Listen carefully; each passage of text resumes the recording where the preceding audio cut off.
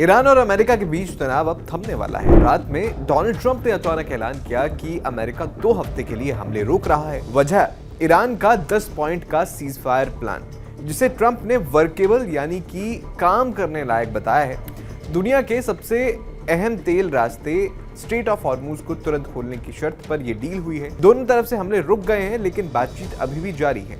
Iran इसे अपनी बड़ी डिप्लोमेटिक जीत बता रहा है, जबकि ट्रंप कह रहे हैं कि अमेरिका ने अपने सारे मिलिट्री टारगेट्स पूरे कर लिए हैं और अब लॉन्ग टर्म पीस की तरफ बढ़ रहे हैं। ईरानी सुप्रीम नेशनल सिक्योरिटी काउंसिल ने कुछ शर्तें पाकिस्तान के जरिए भेजी थी। रिपोर्ट्स के मुताबिक क्या वो शर्तें थी आपको बताता हूं। मुख्य पॉइंट्स क्या थे? सबसे पहला पॉइंट था नॉन अग्रेशन, यानी कोई हमला ना हो, हॉर्मूज पर ईरान का कंट्रोल जारी रहे, अमेरिका ईरान के यूरेनियम एनरिचमेंट को स्वीकार करे, सभी प्राइमरी और सेकेंडरी सैंक्शंस हटाए जाए, यूएन सिक्योरिटी काउंसिल और IAEA के सभी पुराने रेजोल्यूशंस खत्म हो, ईरान को युद्ध के नुकसान की भरपाई यानी कंपनसेशन मिले, अमेरिका मिडिल ईस्ट से अपनी सारी कॉम्बैट फोर्सेस वापस बुलाए, लेबनान समेत सभी फ्रंट्स पर युद्ध बंद हो, रेजिस्टेंस एक्सिस के खिलाफ भी ये बंद हो।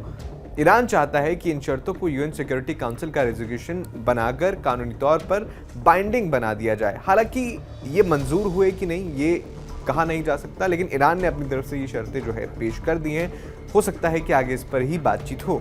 अब ट्रंप ने ट्रूथ सोशल पोस्ट में लिखा कि पाकिस्तान के प्रधानमंत्री शहबाज शरीफ और आर्मी चीफ असीम मुनीर से बात के बाद उन्होंने ये फैसला लिया। उन्होंने साफ कहा कि हॉर्मूज को पूरी तरह तत्काल और सुरक्षित तरीके से खोलो, फिर 2 हफ्ते के लिए हमले रुक जाएंगे। इस दौरान फाइनल पीस एग्रीमेंट पर भी काम होगा।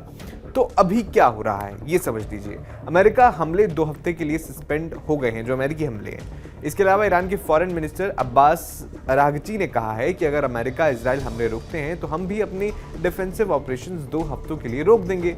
हॉर्मूज स्ट्रेट में जहाजों की आवाजाही ईरानी आर्मी के कोऑर्डिनेशन में शुरू होगी, लेकिन कंट्रोल ईरान के पास रहेगा। इजराइल ने भी ट्रंप के इस फैसले का समर्थन किया है, यानी इजराइल भी हमला नहीं करेगा। 5 हफ्ते की जंग में दोनों तरफ काफी नुकसान हुआ है। अब ट्रंप कह रहे हैं कि अमेरिका ने अपने मिलिट्री ऑब्जेक्टिव्स पूरे कर लिए हैं, इसलिए सीजफायर का वक्त आ गया है। आपको क्या लगता है ये सीजफायर कितनी देर तक चलेगा? कमेंट बॉक्स में अपनी राय जरूर दीजिएगा।